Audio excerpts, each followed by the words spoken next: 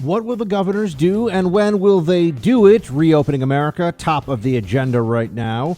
King Trump and unlimited power, that's what they're saying. The constitutional question that this raises. Spain easing lockdowns, the South Dakota hotspot. Quest Diagnostics laying off employees. Is there a COVID cycle that we should be aware of? Obama to endorse Biden and the risky Chinese lab. Coming up.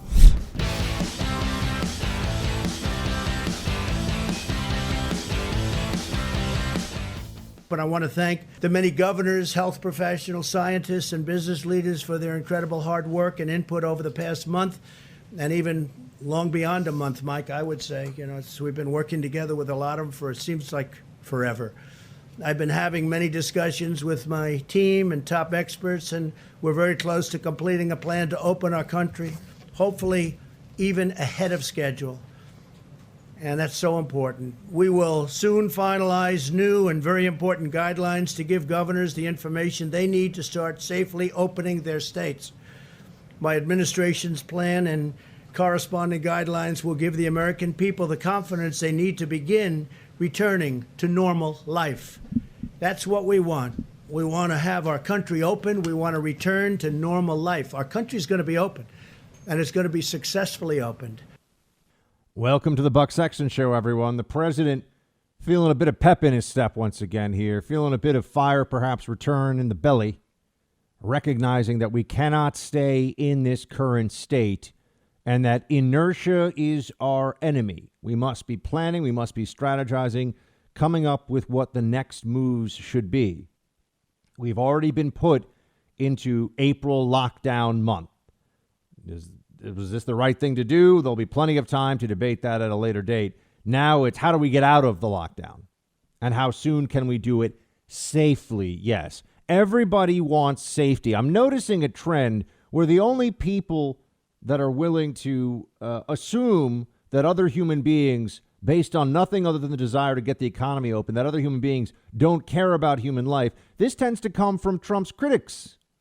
Almost like it's an effort to silence anyone who has a different idea about what would be best for the country, because all of the anti-Trump feelings of the last few years have been focused in on this moment in time.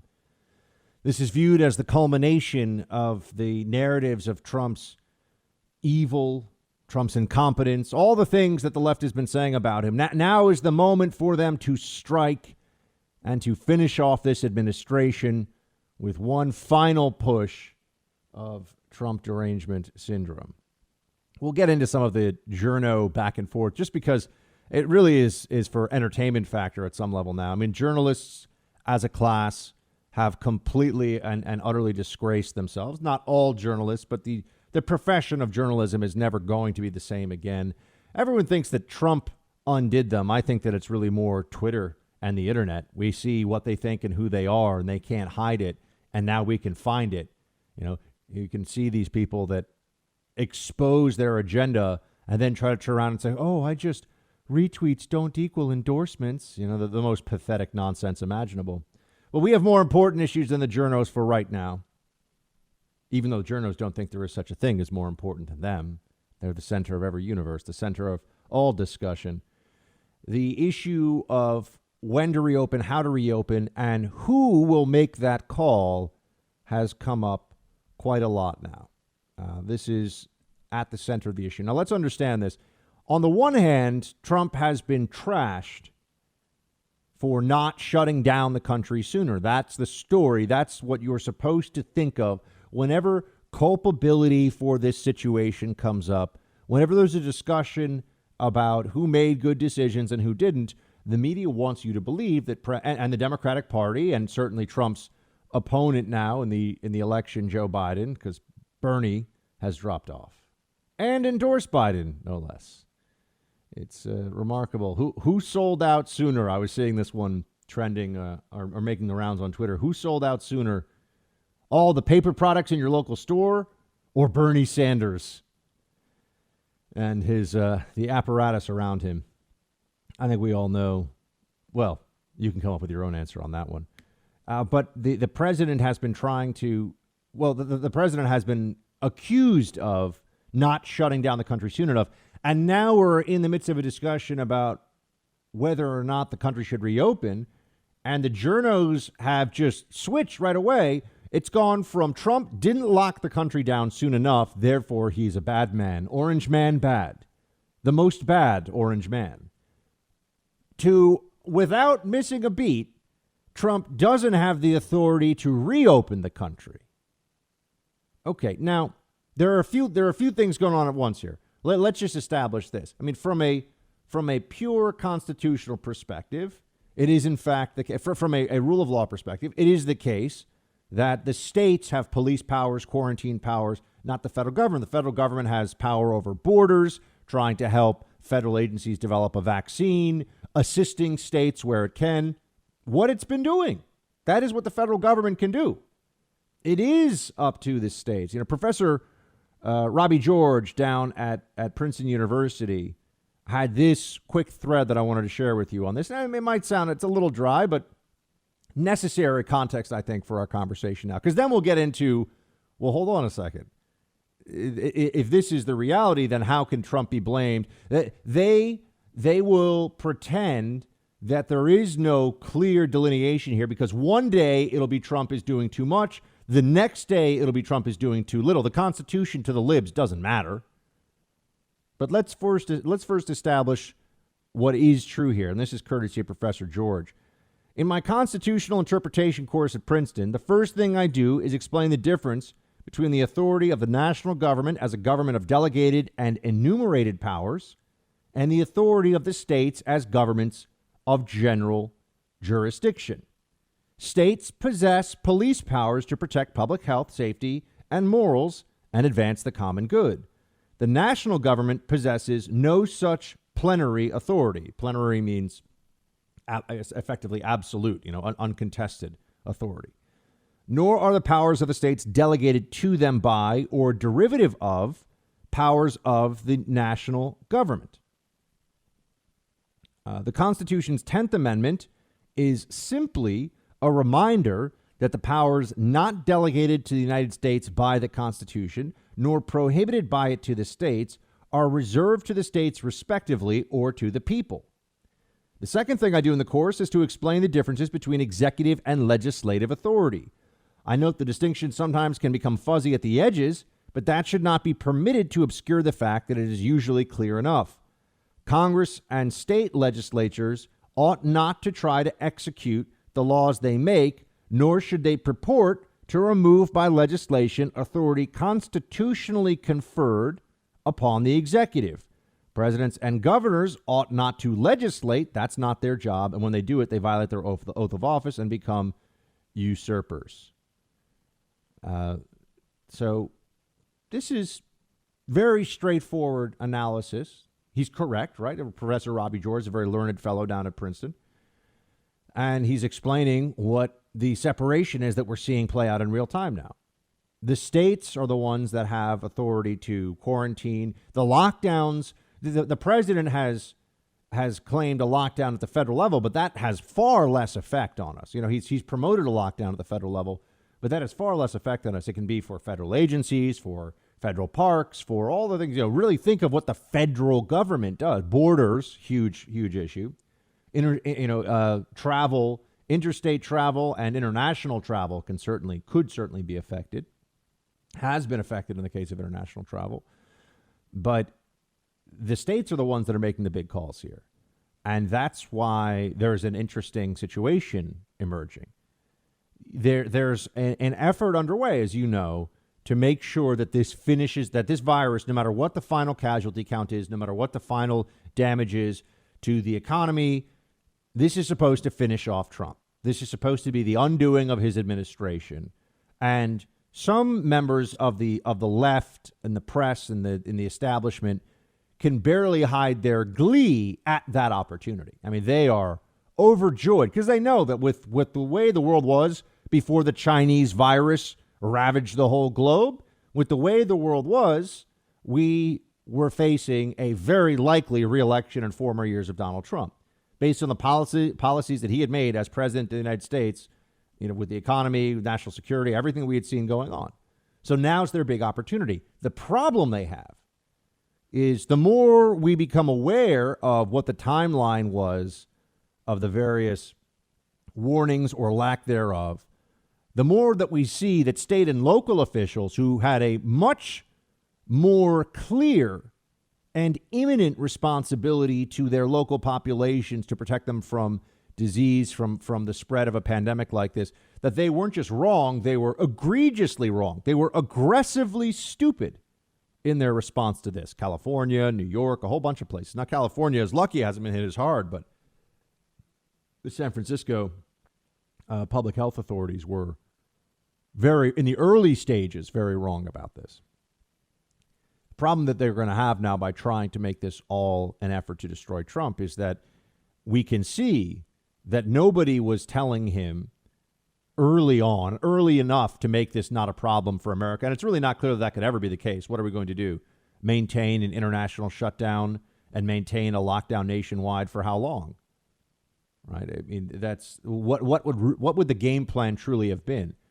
But a couple of problems come up. One, you can imagine they would call Trump a tyrant if he had tried to do it before we had a single casualty. And he's been very explicit about this. Before we have a single dead person from this virus on U.S. soil out of 330 million people, he's going to shut down the whole country. Look, I don't think shutting down the whole country was the right move, even knowing what we know now about the virus. I think that a limited place-by-place, case-by-case mitigation, shutdown, whatever you want to call it, but measures place by place would have been a more effective, and the evidence is mounting, I would note that is true, that the across-the-board shutdown policy and also sending everyone, especially sending children, young people who are at almost no risk from this virus, home to be with elderly relatives in major cities was a horrible idea, and that nosocomial infection, the spread of this disease at hospitals, which is where a lot of people were going to get tested, and most of them that were showing up to be tested didn't have the virus, but guess what? They got it while they were waiting in that ER, while they were waiting to see. There were huge mistakes made all along the way here. But back to the issue of Trump, the administration, and the government that we currently have. They can't tell us that he doesn't have the authority now, but he did have the authority then. So they've created a problem in their narrative. And here's the other problem that they have to deal with. They can't tell us that it's going to be Trump's fault when certain states, if certain states soon reopen aspects, components of their economy. It can't be Trump's fault if it's up to the governor. And Trump has already said that this is something he's working with the various governors on.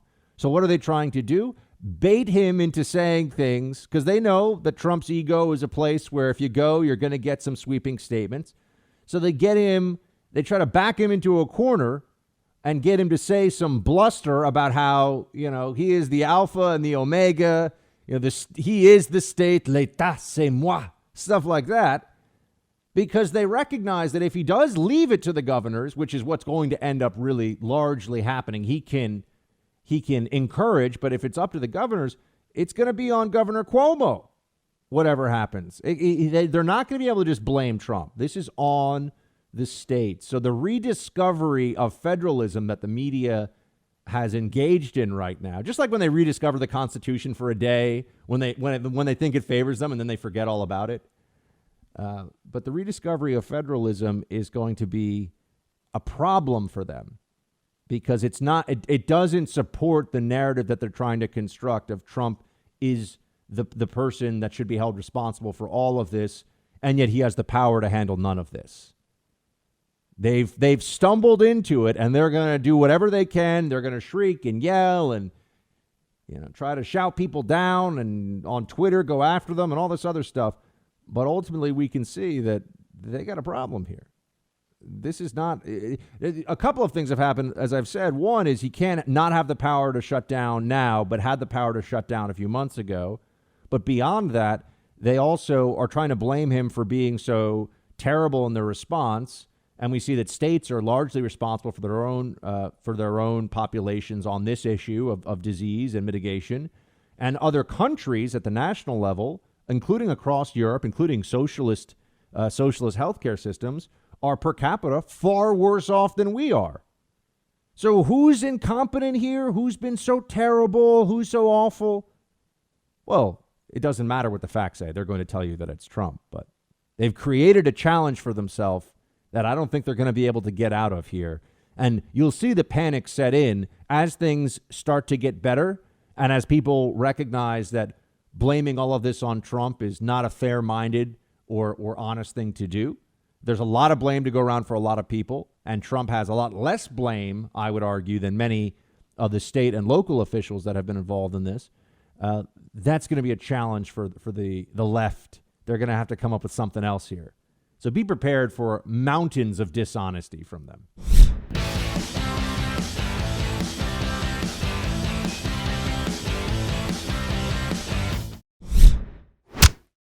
The first and only time that Dr. Birx and I went in and formally made a recommendation to the president to actually have a, quote, shutdown in the sense of not really shutdown, but to really have strong mitigation. We discussed it. Obviously, there would be concern by some that, in fact, that might have some negative consequences. Nonetheless, the president listened to the recommendation and went to the mitigation.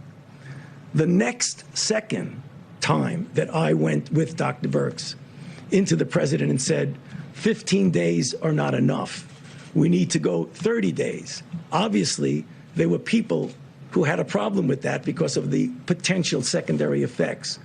Nonetheless, at that time, the president went with the health recommendations. I just want to know at what point the talking point is no longer usable by the left, that the president doesn't listen to experts, doesn't do what they say, doesn't, and I would argue probably listen to experts too much on this one. I'm not an expert, but I can read and look at numbers and look at predictions. We'll talk about our overwhelmed hospitals right now nationwide. They're not overwhelmed. We'll talk about the shortage of ventilators that does not exist. Now, this is not a way of saying this is not serious. This is not a terrible virus. Of course, it's terrible. It's awful. We're all in lockdown. Lots of people are dying. It's a grotesque horror show that this country is being put through. But we've also got to make smart decisions to get through this. And part of making smart decisions is dealing with reality and looking at what has been true and what hasn't, and who has been right and who isn't. But Fauci told the president, okay, this is what we need, and the president did it. So just I want to get that on the record for all of us, because it's so easy. The media is going to say all this stuff about how the president doesn't listen to experts and he thinks he's an emperor and all this other stuff. It's all crap. It's all noise. It's meaningless babble from the most idiotic babblers, the chiefs of nincompoopery, who are our mainstream media. The most unimpressive, overpaid group of crybabies I've ever seen in my life. The elite media in this country. But they're doing everything they can to take down Trump. Make no mistake about it. That has not changed one bit.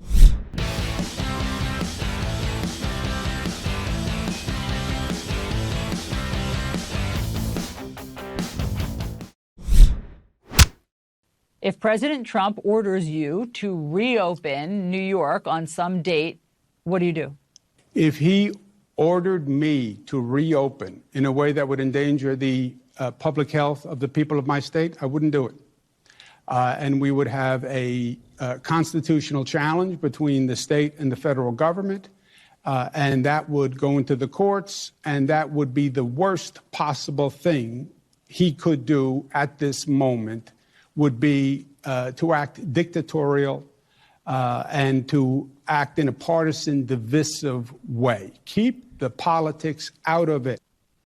He's not trying to be political, Cuomo. He's trying to prevent the Great Depression Part 2 from happening.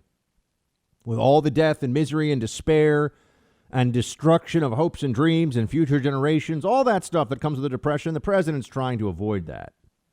Wants to help you avoid that in your state, where I am sitting right now.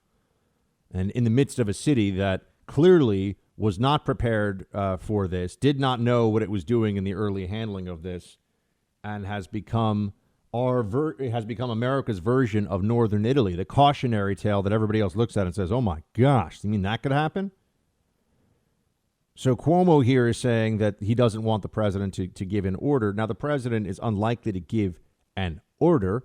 He will say that at the federal level, there will be a reopening, a lessening of some of mitigation, and that this is what the task force recommends. But yes, states will be in a position to do or not do some of the things that the president will at that stage recommend. Assuming, I would note, that he does not get pushed once more to abandon the, this is going to be, don't think that this is a done deal, my friends, that May is going to come around and people are going to say, yeah, okay, I mean, things are better now. The numbers are better. Let's reopen the economy. There's a whole group now. There's a powerful movement online and among the media to just shut down shut down until we have a cure. Shut down until no one will die from this. This is what they'll say, which is a stupid position. We don't have that for any other public health issue. Stay in your homes or else somebody may die from this, right? Everyone should understand, not everyone does, that indefinite lockdown is impossible, not desirable, and insane. But there are people that are willing to right now, at least they think that there's a virtue signaling and a moral consistency from saying that they'll do anything. It does not matter. Whatever economic pain we have to suffer through is completely justified if it saves one life. That's what they'll tell us. So don't think that the president is in the clear by trying to get the economy back open. There are going to be a lot of folks out there. There are going to be a lot of people who are going to try to use this as an opportunity, if nothing else, to bait the president into some kind of a mistake or to spread a narrative that this president is being reckless, even though it'll be governors that are making the final call on this one. And you can tell that some of the politics is seeping back into the conversation now. They're all going to be angling. They're all going to be trying to mold perception here. Or you got Cuomo saying things like this. Play 5. We had this argument. It was done a long time ago. People by the name of Hamilton and Jefferson and Madison and Washington, and they concluded this. They wrote a document that's called the Constitution of the United States, and it is an explicit and intricate balance of power between the federal government and the state governments. And it says the federal government does not have absolute power. It says the exact opposite that the president said. It says that would be a king. We would have had King George Washington. And we didn't have King George Washington, and we don't have King Trump. We have President Trump. And remember, the colonies created the federal government. The states created the federal government, not the other way around. We have the 10th Amendment that is explicit. Certain responsibilities are state responsibilities. Health, welfare, quarantine, those are health responsibilities. Yeah. So the president should not even think of going there. That would be divisive and political, and it would be totally contrary to everything we've been trying to do by working in a cooperative fashion. Health, quarantine, these are state functions, Governor Cuomo says. How well has he executed those functions here in New York with now thousands and thousands dead? How well has that? I'm just wondering, if we're going to do this, who's responsible for what? Do we think that New York, the state of New York, was well prepared for this? The lack of ventilators that turned out fortunately not to be the crisis we were told by Cuomo that it would be. Who was responsible for making sure there was enough in that stockpile in case we had a pandemic event like we are currently going through? Remember this little, somewhat rudimentary speech about the Constitution that you are getting here from Governor Cuomo. Remember this going forward, because it has been liberals who in recent decades, and particularly under the Obama administration, decided that the executive branch could do whatever it wanted to do, and states were in no position to resist. You must do what the federal government tells you to do. They wanted to do this with the expansion of Medicaid, for example. You must put more people on Medicaid, which you will be paying a portion of as a state, or else we'll pull all of your Medicaid funding. Even the Supreme Court, 5-4, in the Obamacare decision initially had to shut that one down. It is liberals who think that by using the Interstate Commerce Clause, they can get away with a dictatorial federal government that tells states what their business climate can be, what their emission standards can be. Anything that touches on the environment has effectively been federalized now. There are so many areas of our lives and of the law where there's overreach at the federal level, and it's overwhelmingly the left and the Democrats who do that. Now we're getting lectures about federalism because they don't want Trump to be able to make this decision for them. Now, so I would just want you to note, they do seem, right now, they seem to understand. The Democrats have rediscovered federalism for the day. I assure you they will forget it next month, next year. Just give me the time frame. But for right now, states have rights. Ooh. And the Constitution is a real thing that we should respect. I'm so glad to see that they've learned a few things in the last few years. When their person's not in charge, when it's not a Democrat, then all of a sudden there's separation of powers. When there's a Democrat in charge in the White House, it's all obstruction. And it must be done with a pen and a phone, even if the Congress won't act. It's all obstruction. How dare you not do what I tell you to do? That was their attitude. And the press was all, yes, whatever Obama says is perfect. These people are, like I said, they're idiots, but that's the reality of it right now.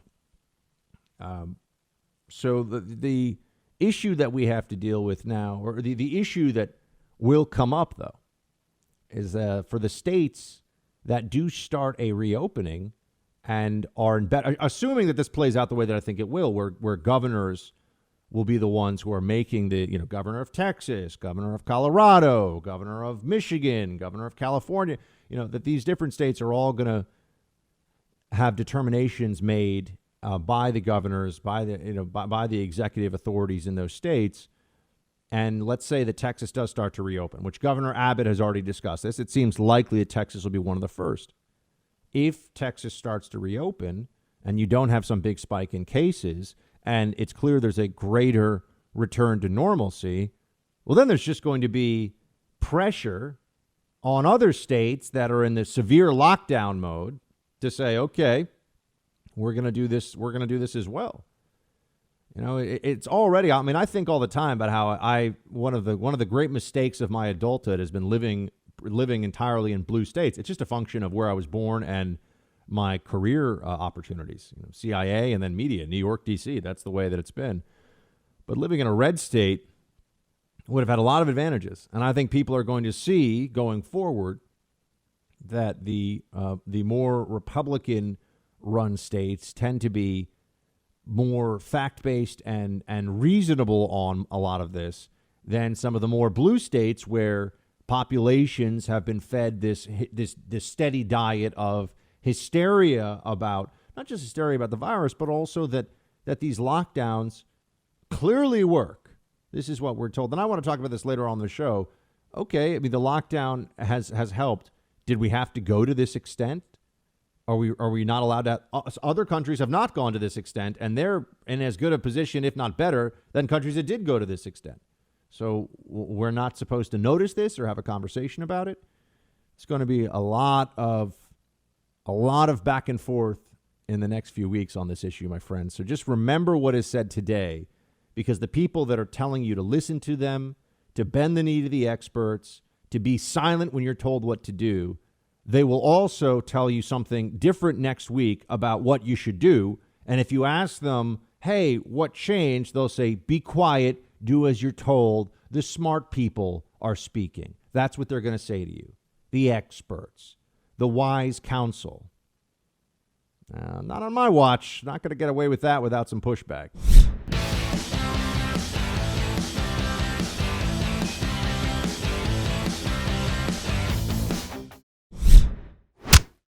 Let me just tell you, very simple. I'm going to put it very simply. The President of the United States has the authority to do what the President has the authority to do, which is very powerful. The President of the United States calls the shots. If we weren't here for the states, you would have had a problem in this country like you've never seen before. We were here to back them up, and we've more than backed them up. We did a job that nobody ever thought was possible. It's a decision for the President of the United States. Now, with that being said, we're going to work with the states because it's very important. You have local governments. They're pinpointed. It's really, you talk about, it's like a microchip. They're pinpointed. We have local government that hopefully will do a good job. And if they don't do a good job, I'd step in so fast. But no, they can't do anything without the approval of the President of the United States. All right. Now, this is where there's so much focus right now And yes, I mean, the president, because he is, this is my continuing assessment of this president. He is right on the major substance.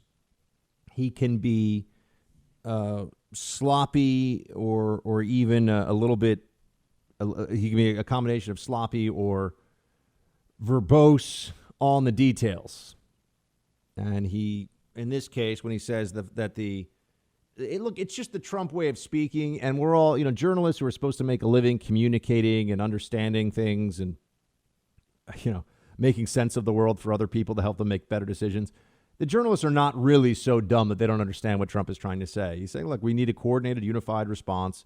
This is a problem that affects the whole country. We're going to work with the states, but we gotta get moving on this one. And maybe that means that Trump's going to say, okay, certain states we're going to assume are going to move a little faster than others, but we're going to also give them federal backstopping. And this is going to be something that involves, I thought we were told this is an all hands on deck situation, right? And now the problem you're seeing is that there are going to be a lot of libs out there who aren't sure. Is it better to make it seem like Trump is being a tyrant by trying to have, by taking this authority and leading this effort? Is that more advantageous to them?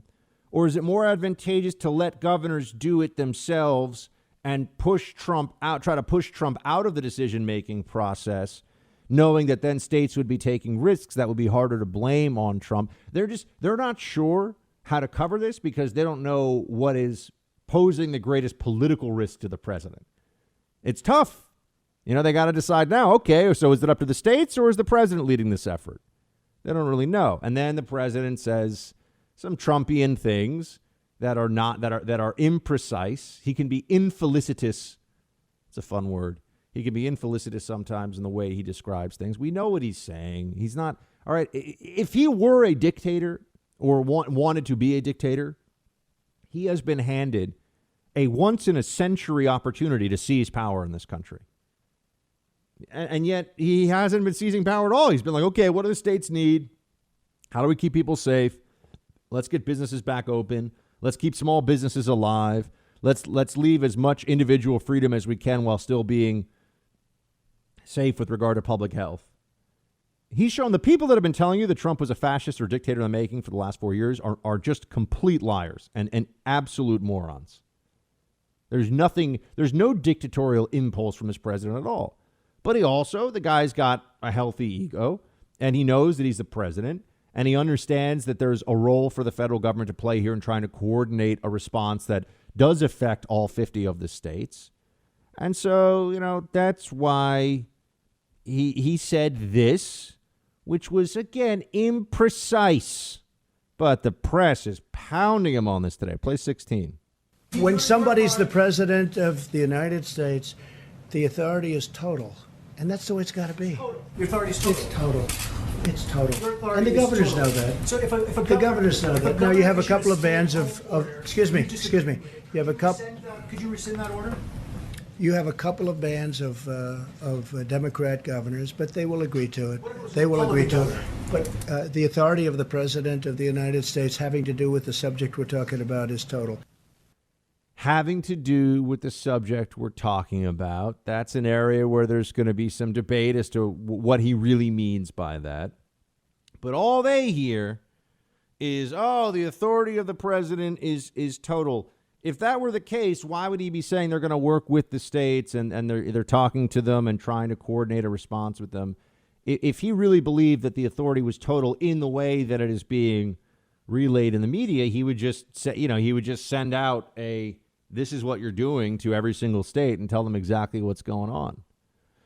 And that hasn't been the case. In fact, there are some states that are still at a different level of lockdown than others. So there's been a largely one-size-fits-all lockdown policy, which I think has been ill thought out. That's just my estimation based on what we see and what the data says. But that was pushed by the experts. That was pushed by the epidemiologists. That was not pushed by President Trump. He fell in line with what he was being told to do and told to promote at the national level. That's a different thing from making his own determination about what he thinks the future should be in fighting it back against this pandemic. So look, the president is going to get, we realize this, he's going to get heat no matter what he does, and it's going to be unfair heat, right? Look, could this have been better? Of course. There's no way you look at a circumstance like this. It would be like if we were fighting a war. Every country that fights a war, there are mistakes that are made, there are tragedies that happen, bad things go down, right? No good plan survives no plan survives first contact with the enemy, and our plan did not survive very long contact with this virus. And we had to adapt very rapidly. The president did adapt. He's worked very well with the states. Our hospital system did not get overwhelmed to say that it would. The numbers do not look like they'll be anywhere near as dire in terms of deaths from this as we were told even 3 weeks ago. So there's a lot to look at here and say, all right, progress being made.